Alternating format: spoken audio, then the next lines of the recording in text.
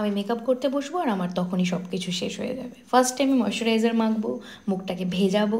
কচি বয়সের পাপ ঢাকতে লাগাচ্ছে কাউন্সিলর। ওটা কাউন্সিলর না, কনসিলার। মুখটা তো বন্ধ কর ভম্বল।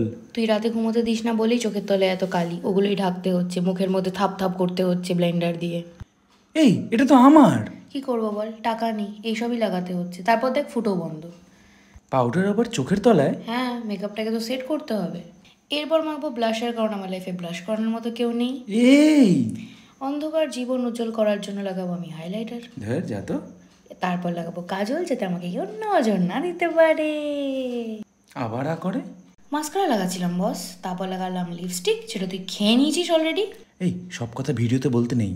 ওকে, সো গরিবের মেকআপ ডান। এবার আমি একটু বড় লোকের মতো স্টাইল দেবো। এরপর অভি আমাকে হেল্প করছিল লাগাতে। Safety pin.